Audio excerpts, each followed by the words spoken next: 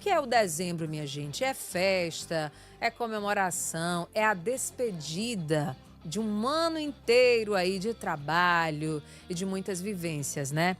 E aí a gente fica logo pensando nos nossos planos, no planejamento que a gente fez para esse ano de 2025. Fica aquele misto, né, de expectativa também para o que vai vir para o novo ano, no caso, o ano 2026.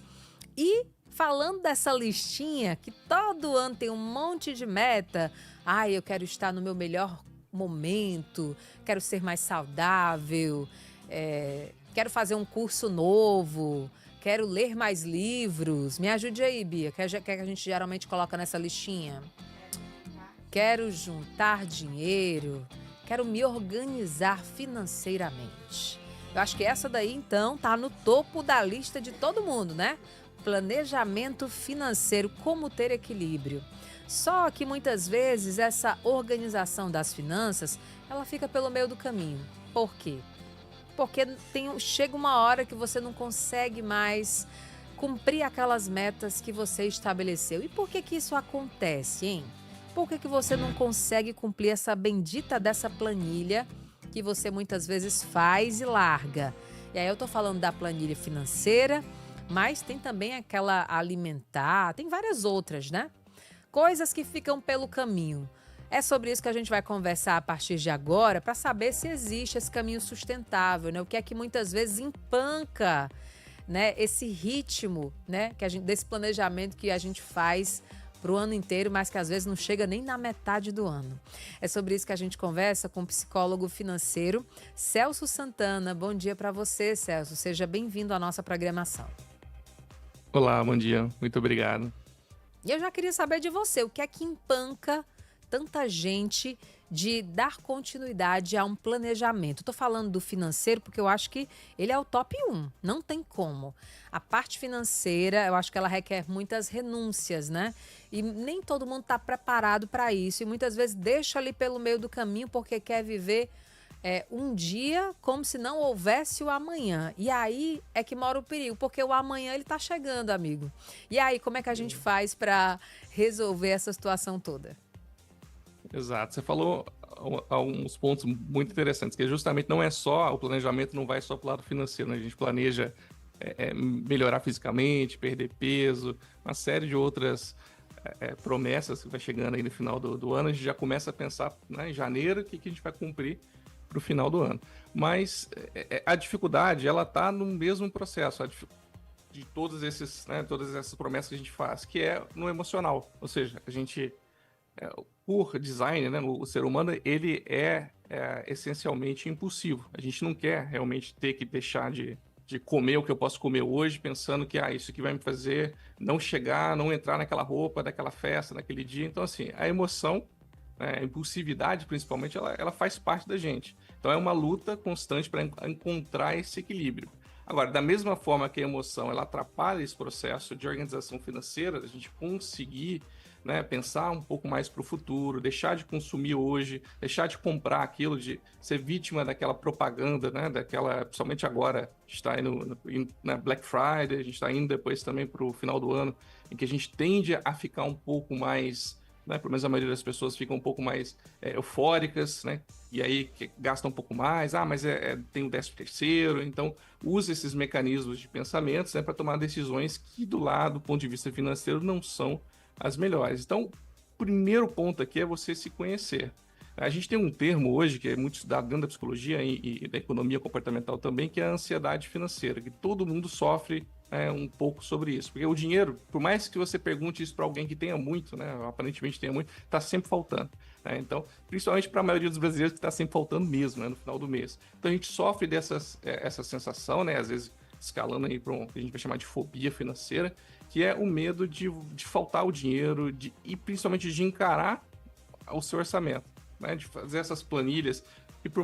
Assim, eu vejo, pelo menos na minha experiência há 10 anos trabalhando nessa área, muito poucas pessoas encaram isso, né? De você realmente fazer uma planilha e colocar ali, conseguir quebrar esse medo, quebrar essa sensação negativa que às vezes para algumas pessoas escalam até para algo mais físico mesmo, você ter que sentar e pensar quais são os meus gastos, o que eu estou gastando, e ter esse reconhecimento. Então, assim, a primeira ponto que eu trabalho com os clientes é justamente isso. Olha, vamos ter que encarar essa... É cruel, eu sei, é difícil, mas a gente vai ter que colocar aqui, né, todos esses pontos. É igual alguém que vai, né, quer emagrecer, então você vai ter que subir na balança. A gente tem uma fobia de balança, mas você vai ter que subir, a gente vai ter que fazer as medidas, né, todas as medições lá que o nutricionista, o nutrólogo faz, a gente vai ter que fazer isso também. E gera, né, esse desconforto e tal.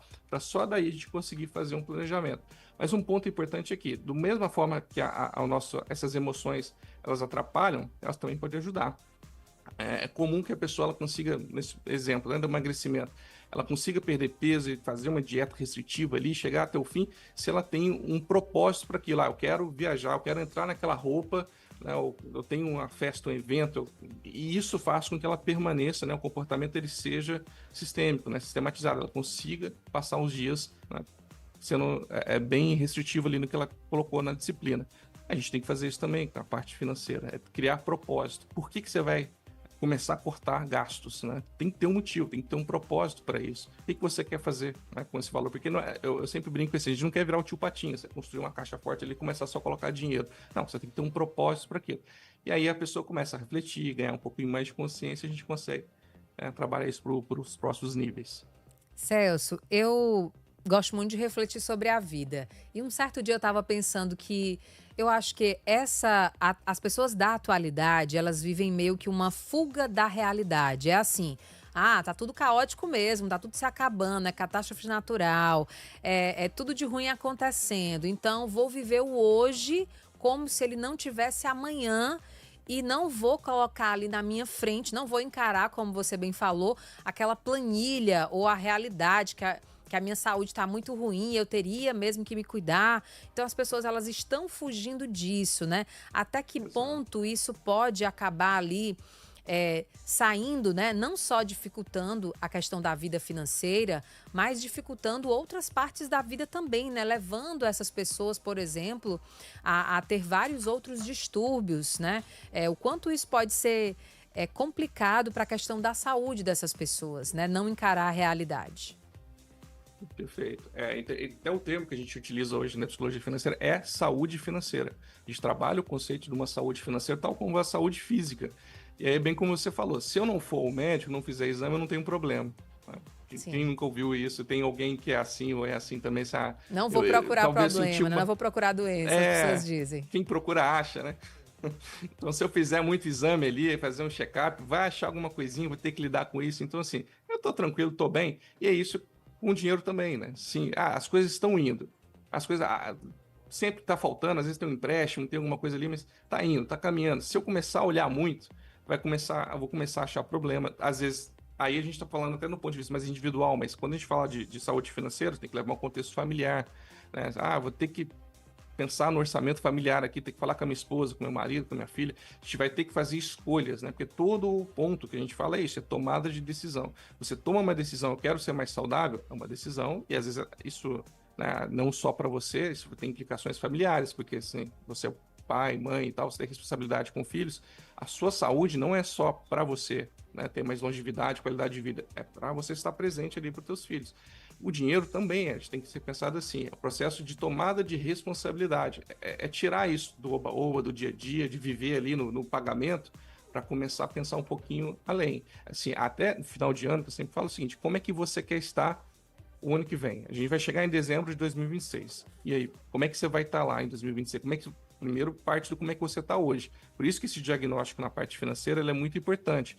Gera muito desconforto, isso aí é para todo mundo, né? Você tem que confrontar, assim como a gente deu esses outros exemplos. Gera esse desconforto, você descobrir que você tem um problema. Mas eu sempre falo, é melhor a gente saber agora e tratar, trabalhar e conseguir mudar o comportamento, porque a ideia é essa, né? A gente não quer mudar, mês que vem já sobe um pouquinho, tá? Mas e o outro, e o próximo, e o próximo? E aí eu deixo sempre claro, assim, é possível, né? A gente consegue fazer pequenas mudanças e conseguir essa consistência, né? Essa disciplina para poder ir melhorando. E, pelo menos falando restritamente aqui do ponto de vista das finanças, é muito interessante quando você vê que a pessoa pensa assim, mas eu tô com muita dívida, muito problema e tal. Aí começa a encarar, aí aquela primeira dívida, peraí, vamos trabalhar essa aqui é pequena, essa aqui às vezes você já consegue, né, restringindo uns pontos aqui, no próximo mês você já consegue quase que integralmente. E aí já gera uma sensação de conquista. Né? E aí você vai para as próximas, né? De conseguir falar, mas esse negócio de investimento. Hoje você investe com R$ 50 em algo que é renda fixa, protegida e tal. E não é pelo dinheiro, porque você vai falar assim, mas o que isso vai fazer diferença na minha vida? Mas pensa, é pelo comportamento em si, para você sentir que você está fazendo parte daquilo. Dá aquela sensação de pertença, que aí eu volto ao que eu falei no início, né? Que a gente usa a emoção positivamente, né? Essa emoção pequena, né, que seja singela ali de ter conseguido uma pequena conquista, consegui paguei aquela dívida que era menor, já encerrei aquilo, ou consegui fazer ali R$100, 200, 150 por mês, que seja de investimento, um pouquinho ali, mas uma renda fixa, num título de tesouro, isso já me faz eu sentir que eu estou fazendo parte daquilo, e aí uma coisa vai puxando a outra, né? Então a gente tem que usar isso pro lado positivo também. Agora, Celso, o que é que pesa mais na questão da vida financeira? É a falta de conhecimento técnico ou é de fato as questões emocionais e comportamentais? Eu diria que aí entre os dois, não tem como, mas o que mais pesa, né, é a parte emocional, a parte comportamental, isso sem dúvidas, porque o conhecimento técnico a gente consegue adquirir ele muito rápido, né? Você quer aprender, eu dou exemplo aqui, né, sobre renda fixa. No final de semana você vai ali no site da Ambima, sites de governo do próprio Tesouro, e tem mini cursos lá, trilhas educacionais que você faz ali em uma semana, você aprende, eu consigo, fica muito imaginário, é muito difícil, é muito complicado. Mas agora eu já consegui uma planilha. Mas eu vou montar uma planilha. Tem várias gratuitas que você consegue baixar em sites importantes, né, que mostram conhecimento aí de uma forma legítima. Você consegue baixar essas planilhas, tem um start, tem um começo, aplicativos hoje que você tem nas versões gratuitas, você já consegue trabalhar teu orçamento. Então, a parte técnica, ela é sempre muito tranquila, mas a parte do comportamento e principalmente emocional, se reconhecer, porque aí a gente entraria, né, em pontos como a intencionalidade que você dá para o seu dinheiro, a parte de você entender você fazendo compras, que são compras emocionais, né? São compras que você faz no dia a dia para preencher algo em você, aquela compra impulsiva, todos esses pontos que você vai começar a entender. Eu falo que depois que a pessoa ela começa a ter um autoconhecimento direcionado para suas finanças, para o seu orçamento, ela começa a deixar de ser refém também de muita coisa que vem do marketing, por exemplo, é só agora, gatilho de escassez, é só durante esse tempo, colocar botões e cadastrar o seu cartão de crédito, né, em formas que você faz compras rápidas, né, com um clique só. Então, você vai começar a deixar de ser refém, você já começa a pensar um pouquinho mais, usa algumas estratégias, por exemplo, beleza, eu estou muito interessado nisso, posso até colocar no carrinho virtual aqui, mas vai ficar ali no mínimo 24 horas até eu tomar uma decisão. A emoção que vem, aquela sensação de eu preciso isso agora, ela baixa, você toma decisões mais racionais. Mas esse caminho, né, esse trabalho, que é um treino que a gente faz na parte cognitiva, demora um pouquinho mais. É mais difícil porque menos pessoas também estão dispostas a isso. Achar que é só o conhecimento técnico, volto a dizer, ele é importante também. Mas isso aí a gente consegue fazer bem rápido, a pessoa consegue aprender. Mas dificilmente a parte emocional, se ela não for trabalhada com uma intenção, não, peraí, eu quero melhorar esse ponto aqui, ela muda, né? Então, eu diria que o peso acaba sendo do lado emocional.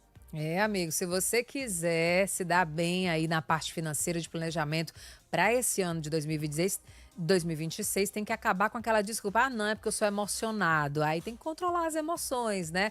Buscar ajuda profissional também sempre é muito importante. O que não dá é ficar repetindo esse ciclo, né, de não organizar a vida financeira e as outras partes também da vida, porque acho que a gente precisa desse planejamento para nos orientar, né, para ditar realmente como é que vai ser o nosso dia a dia. Uma programação simples, né? A gente não tem como ter controle de tudo, é claro, mas Sim. grande parte é possível, né, Celso?